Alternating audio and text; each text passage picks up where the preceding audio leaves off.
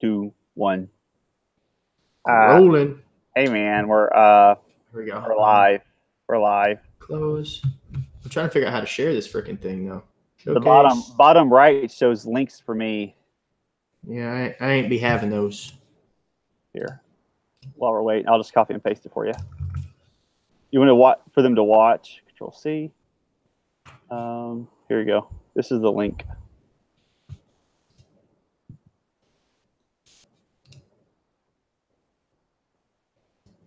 Oh, here it comes. Oh, technology. You step away for just a few minutes and it's on. It's pastices. Let's go here.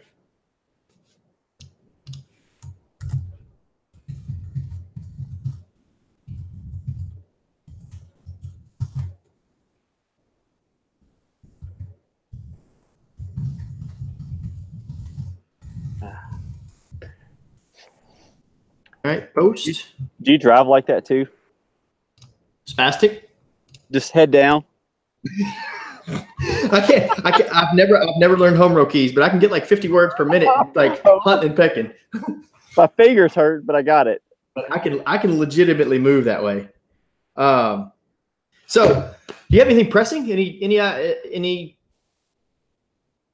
Like this is like a therapy session. Yes, it is. It is. So tell me how you're feeling today, Jeremy. Tell me what made you wake up this morning and make it to where your hat and shirt don't match. It's even better if you look further down. It looks horrible. Underwear? Maybe. Maybe not. So I was thinking today, because today's the first day of school back for the kids here. And it's also Kendall's first day back in school. And we both know me well enough to know that I don't normally like structure. I don't like routine. I like chaos. I like movement. I like things disorganized, if you will. And I know you find that hard to believe, but I noticed today, I told Kendall yesterday, I said, you're never going to hear me say this again, but I'm excited for structure. And so today I had like a re-energization. I got re-energized. You had a Red Bull.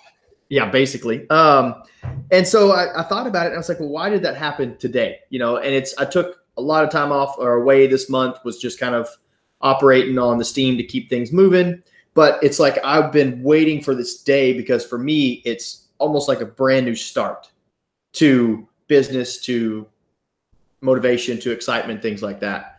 I don't know if that's a topic to even cover. It's just a random thought that I kind of just had a little while ago that, for me, and maybe from your point of view, you just started a new company, just got it officially launched. And it's one of those things to where you're super eager. Like you can't be in there enough because you want to be there, right, and put in that work and get through that process, and there come a point in time, let's say 3 years from now, where you're going to go, all right, I got to go in today. We kind of plateau out, and that's what I was thinking today is I kind of plateaued this summer, and I've been ebbs and flows as MindRight has built and grown and morphed. But I find that I really, truly love the grind of the day-to-day and the come up, if you will, Sure. So that was just kind of a thought that I had, and I've been dealing with that a little bit here recently because of acceptance of myself. I love building things. I hate maintaining things. And I'm not a finisher, right? So I love starting projects and I'll get through the fun stuff, and then it's like, oh, we're still doing this project. Oh, I still have to finish putting in the bathroom sink, perhaps like, sure. I have to finish trimming in the bathroom where we just remodeled it. And I don't really want to do that. It's not a lot of fun for me. I'd rather be, tearing shit out and going back in and building it anew with a higher level of motivation. So anyway, there's my royal ramblings. Well, I mean, I put a new floor in, I don't know, that's probably a year ago or so. And 1,500 square feet of flooring I had never done before. I installed it. And then when I got to the quarter round, I was done. Game over. I was like, who can I pay to do this? Because I quit. Right. Literally, I was tired of it. I was done. And yeah, I think that's the anticipation for that accomplishment sometimes is much larger than when you get it done and you're like, oh, okay. Yeah. So it's almost like, now what? Now what's next? You hear people oftentimes say that. They'll go, no, what's next? Well, what's next is you gotta run it. You gotta make it work. You gotta build the car, then you gotta drive it. You gotta, you gotta build. Even as a triathlete, I gotta build my body, then I gotta roll it. Right.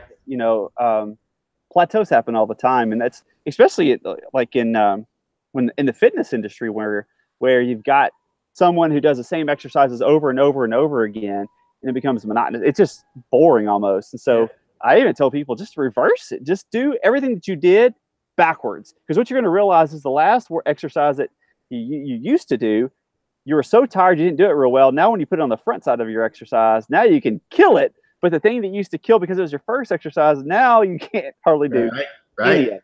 And so it's that shifting up of the body that makes a huge difference in our ability to progress. And I think, you said something right there, the shifting up of our body. I think about at times when athletes hit plateaus, you got to kind of shock them, essentially, kind of bring them back to life. And that's with a different dosage, a different utilization of a tool or something. And I think that's what's happening for me personally, coming off of what is just an incredible summer of experience in, the country and traveling and really getting to live life, if you will. But I kind of got bored of that to an extent, if that makes sense. Like, I'm like, okay, I'm ready to get back. I'm ready to switch it up. I'm ready to shift gears. I'm ready to get back and hammer because I'm reinvigorated and I'm very driven towards whatever it is that I'm seeing in front of me right now. Not you specifically. I'm not very driven for that, but whatever. Right. Well, isn't it like a level of stress? So to start something, to build something, there's a level of stress that either you take on, whether it's psychologically, physically, both. And then I like that a lot. Well, it is. It's stress, and that's the kind of stress that makes the muscles grow, the body grow, the mind grow. It's not the stress of, oh my God, how I'm going to pay the bill tomorrow. It's not a psychological stress. It's a body stress. Right. And that's where that's where the difference. This has been the biggest thing when building this business. The most profound part of it is recognizing that, just like we have talked about in past POD conversations, is we have this internal governor that says we need to slow down, we need to stop. But the truth is that's the very point to where people will grow tremendously if they'll just make it over that edge. And then from there, it's almost like a downhill slope. You just start flying. But it's almost like everything that you really want is uphill the first part, because it's almost like life's going, dude, do you really want this bad enough? How hard are you willing to work for it? Because what you're going to get on the other end is going to be absolutely amazing. It's like, I don't know where you went. I know you went all over the place, but I don't know if there was a specific mountain that you went to and you were able to climb it and you saw something completely beautiful. Oh, yeah. That's the work takes you there, right? Yeah, no, and we rode up Mount Evans on our bikes, which is the highest paved road. It's 14,270 feet, I think, and as you were talking through that, when we got to the top, it was so cool. I've never seen a mountain goat before, and there were mountain goats just like sitting there. So that was really cool. But honestly, at the top wasn't where I wanted to be. I enjoyed the slope because it was a grind. I mean, you're climbing up the side of a freaking mountain on your bike. It was a grind to get up there. You were able to fully consume and absorb every view, every panoramic view, every lake that was down there, every weird rodent that ran across the road. You were able to consume it because you were going slower because it was uphill. When we got to the top, it's like, yeah, the view's cool, but the view is only about this long. We just spent 2 hours to get here. Right. And I've learned about myself. It's that 2 hours that, to me, I don't really give a shit what it looks like when I get up there. I try to appreciate it because it's work to get there. Same thing with a business or a relationship. Like, when you get there, it's awesome, but it's like, okay. But getting there was so much fun. Yeah. The actual standing on top. Another thing, we did some rock climbing. I'd never rock climbed before. And it was super hard, but it was climbing it was the fun part. Standing on top of that chunk of rock that you just conquered was cool in its own right, but it wasn't the struggle and the pain and the grind to get up it. And I think that's what has kind of led me back around to where I'm at, because I'm ready to go uphill again, right? I went, and in the summer, I kind of flattened out. I just rode along kind of smooth. I say me as an athlete, as a business owner, as a leader, I just kind of flatlined it, which is good. You have to have that at times. You know, I mean, got re-engaged with my family, enjoyed the world, got to see things, but I'm ready to go back uphill. Like if I get the choice to ride my bike uphill, flat, or downhill, it's uphill all the time. If I had a way to just only ride uphill, I'd do it. It's that struggle that I think that makes me super excited to start kind of my first day at work, if you will, today. Sure. Well, not everybody. Yeah, and that's the thing about it is not everyone's. You know, we're all built from different fabrics, and a lot of that starts with when we're younger. You know, what we see our family, our parents do, and if you're in a family where everyone's a really hard worker and they're committed to everything that they do, then that's what you practice, right? But then if you ever have lived a life where you never had to work really hard to get anything, then it's really struggle. It's a struggle to get that bus even started. Yeah. Whereas it's you like the daily grind, but and I guess the struggle for you is not only it's the daily grind, but it's the daily grind, and it's making sure that you remember to accept that success long enough that you don't lose focus of it and go, okay, now I'm here. Now what? You know, what next? What next? And I actually thought about this the other day. I thought about, you know, it's important that as we develop goals and stuff, whether it's life or whatever, that when we accomplish something, we don't forget the value of what we've accomplished. But once we've got there, it's kind of like people that, you know, they don't go to the gym and they sit at home and they look at themselves in the mirror every day, but they don't notice the 10 pounds they lost or gained because they see themselves every day. Right. So it's recognizing that every day that you work really, really hard, when you do accomplish that, remember to enjoy the moment, right? And enjoy it long enough that you remember that, so that you just go, oh yeah, I worked 2 hours, spent 10 minutes up here, and it was work. It's fine. Now let's go back to work again, right?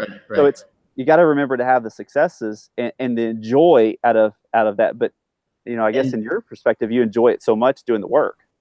I absolutely do, and I think you're right. You know, we're all cut from different cloth. Everyone's raised differently. You know, I am by far no better than anybody else, but I do know that being raised, you know, mom and dad, like it was you're building barns and you're stacking rocks, and I wouldn't say, I guess I was forced into it to an extent, and a lot of times it was due to punishment. It was me just being a shithead, and so I learned that hard work equals, you know, reward, or whether that's getting done or whether that's whatever. And so for me, and there are times I like it easy, but it's the same way with my training. Like when I'm riding my bike, I want the shittiest possible conditions. Can it rain right now? Yes, please. Can the wind blow 30 miles an hour? Absolutely. Please make it happen. Ironman Texas, that year I managed to negative split the marathon. That year I had an incredible race. And I think that I was reinvigorated because about 9 miles into the marathon, it came what I thought was going to be a tornado. Sideways wind, like torrential rain, hail. There were people sitting and standing underneath of like overpasses that we ran under. I kept running. I'm like, fuck yeah, this is my jam. And you ask anyone that's trained with me before, the worse conditions it can be, the happier I am. Is it hot as hell right now and just windy and miserable? Damn right it is, and I like it. You know, but that's my personality. Now, the flaw to that I know, and you were talking to it a second ago, the flaw that I have is not standing on top of that mountain long enough. I don't take the time, and over time that can wear you down because you quit appreciating where it is you get to, you know, and you stop taking that view in, and you do that 2 or 3 times over the course of a year, and you step back and all of a sudden it's just all work. Sure. And, you know, from an endurance athlete standpoint, I deal with that quite often with athletes that don't appreciate the gains they've made, right? 6 months into the year, all they can see is that they bobbled their workout last week or didn't do well in this race or whatever, missed 2 days. They don't see that they've gained 30 watts at threshold. They don't see that their swim is so much more efficient. And that is a bad thing. You know, they, generally speaking, endurance athletes love to work hard. They love to put in the sweat and the tears and the blood, and they don't stand on that box and go, I'm here. This is what it looks like. This is what I've earned. They typically hit it and roll on. And I think the big reason for that is the fear of losing what they've developed. I would say that's part of it. You know, I think the other part comes from a personality perspective. you single-handedly taught me to say thank you when I get a compliment.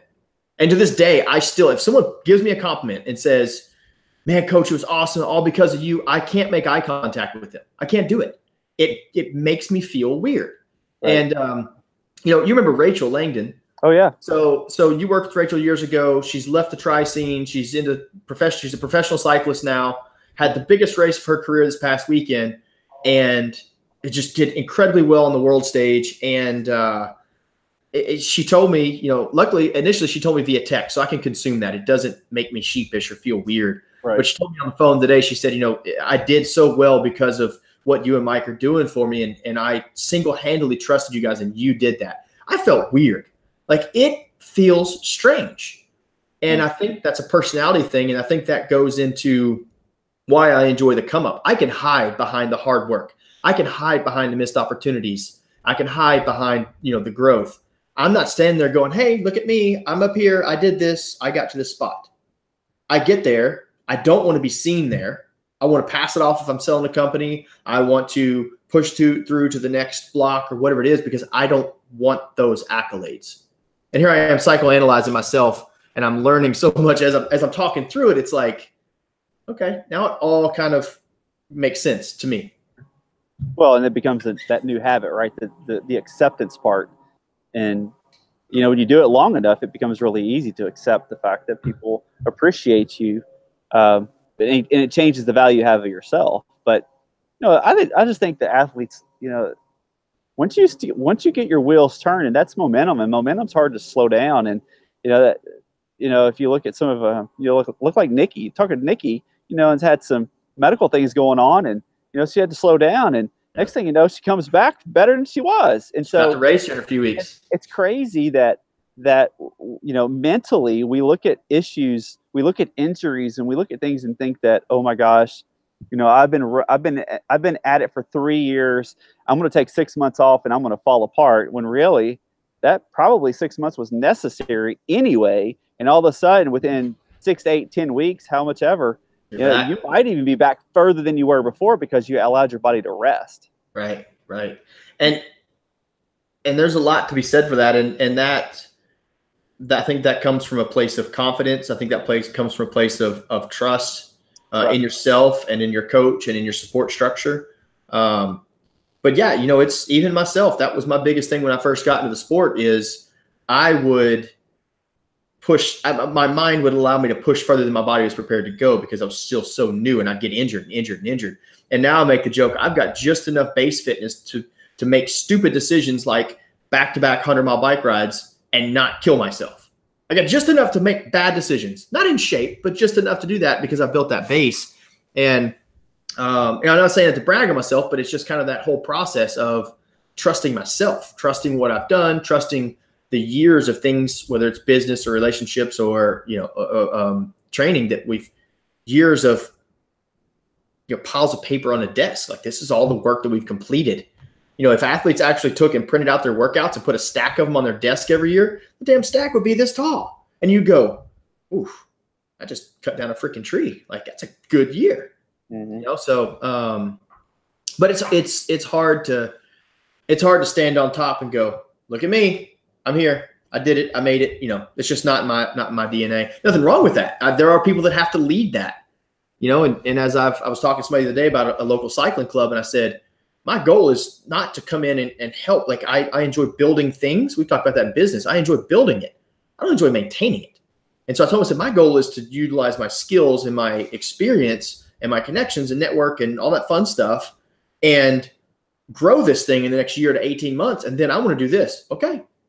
Go wreck the car. I built it. Right. We built it, whatever. Go do what you do. If I were smarter, I'd be like a business consultant, where I go in and say, hey, you're doing this. This sucks. You're doing this great. This sucks. Go have fun. I'll see you in 6 months. Like, that's best case scenario for me in my life. And that's kind of what a triathlon coach or an endurance coach is. You're good at this and this and this. I'm going to put the pieces in place. We'll check back in 12 weeks. Well, you're using the experience to create critiques, right? You're helping other people figure out where they're weak and then strengthen them up and move them on. Whereas when it comes from a point of having to start something and then being able to manage it, the mindset completely different. To build is not to maintain. They're completely different mindsets. Right. The grind of building and the grind of maintaining is, at some level, I mean, I've experienced that high of starting a company and not knowing what's going to happen tomorrow, and trying to get, attempting to get all of the different services in place. And then you sit back and you go, this is what it's about. And then I have to remind myself, you're damn right, this is what this is about. Right. We're here to do something much larger than this moment. We're here to do something much larger than even a single service that we offer. And honestly, the one thing that we talk about is trust. I mean, think about how much we deal with issues in trust. We don't trust our coach. We don't trust our plan. We don't trust ourselves. We don't trust freaking YouTube Live to get this damn thing going. We don't trust YouTube Live. So, a lot of things that we run into, or we even self-sabotage, is solely on the fact that we don't trust anything. By nature, it's 80%, 95% of your habits are repetitive and 80% are negative. I mean, by nature, we're going to find the negative in things. And so we're always going to look for that. And, sometimes though, and I even say this because I have to remind myself, sometimes it's not always about me. Sometimes I get to the top of the hill, I have a grand opening, and sometimes that's about my parents. Right. Sometimes it's about my daughter. Sometimes it's about someone else outside of me. And I have to remember, the world's not about me. I did this, but I have other people. You have other people around you that want this just as bad as you do, and they want to get involved with that celebration. And you said that, and that, and that's what I love about us is you'll say something and it'll trigger me to go to a place, and I'll say something. And, when you say that's not about me, and I can utilize like MindRight as the example here. My place isn't to stand on top of this heap of pile of shit that we've built and go, look at me, look how awesome I am. When you said that, I just realized my job is to stand on top and use it as a firm foothold to pull others up that want to be there. Right. Prime example, Coach Ray. Coach Ray came to me 2 years ago and said, hey, I want to coach, X amount of athletes before the end of the year.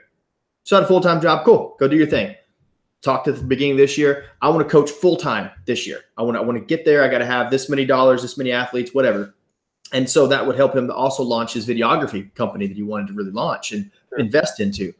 And so that was me. And I said, cool, your goal is my goal. I'm going to stand on top and I'm going to pull you up here. Just like helping an athlete plan for a race. Coach, I want to go 11 hours in this Ironman. I can get you there. I've got the results. I'm standing on top and I'm going to pull you up to me. And then I think for me, if I take that and say, okay, as if it were rock climbing, I'm going to pull you up to where I'm at. And then I'm going to go ahead further so that I can continue to pull you up more. And I'll go ahead further and pull you up more. And then at some point in time, once you get to that level, and I'm using hand signals that no one will ever see, but once you get to that level, sometimes it's other people that you bring up that go up and help you get to the next level, and so on and so forth. So I think I just figured out how to think about, my fear of standing on firm ground. I just psychoanalyze myself. Winning. That's the way it is. And sometimes you're looking down to help someone up. Sometimes you're looking up to help somebody, or to help yourself. They're helping you get up. I mean, it's not always, the greatest leaders are the ones that, are intermingled. They're doing things just like everyone else. And, I always believe that the best of leaders recognize their strengths and understand the strengths of other people, and then they apply those appropriately so that everyone wins. Yeah, 100%. That, of course, we got on a conversation the other day. I posted talking about leaders, and it was leaders, and what's more important, leaders or followers? Chicken or the egg? That's always a good debate point. That's always a good one to get people riled up. Yeah, and it does. And you have to wonder, if it starts with followers, it's got to be followers, because without a follower, there wouldn't be a leader.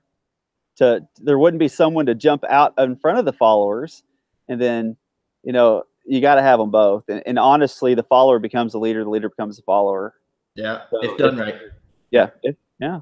But anyway, that's yesterday's news. Yo. I think that was a pretty solid ramble. That may be the best one we put together in, 6 months. We haven't talked in 9. Whatever. It's still the best ramble we've had, besides our drunken melee that night on your back porch there on Facebook Live. That was actually pretty fun. I ran across that the other day, and I got a good little laugh. Somehow it's on the hard drive of my computer. I don't know how. I was like, oh, what the hell is this POD chat? Let me click on this. It was like, oh God, this still exists. Yeah. You know, so go ahead. No, you first. No, you first. I'll make this the worst radio silence we'll ever have. You go first. I've been speaking a lot. You first. No. You know, I just think that you know, when athletes work so hard, and people work so hard for everything, and if you don't take moments, sometimes weeks, to celebrate something, you know, I have to ask what for. You know, why? Yeah. Why go through all the efforts? And I get it. You know, some are doing back to backs. You know, literally just killing life, killing everything, and but there's still a moment where you got to rip back. You know, sit back and relax, and wonder if, you know, if you're always looking for what's next, are you missing the what's now? Or you appreciate what you have? Yeah. Are you missing what's now? Yeah. And that took a lot of work to get there, regardless to who you are. Right. No, I 100% agree. I think on that note, we kind of close this one out. I think that was I don't think we can get better than the riff we just had. What do you think? Sounds good to me. Royal Ramble out. Nailed it. Out of here.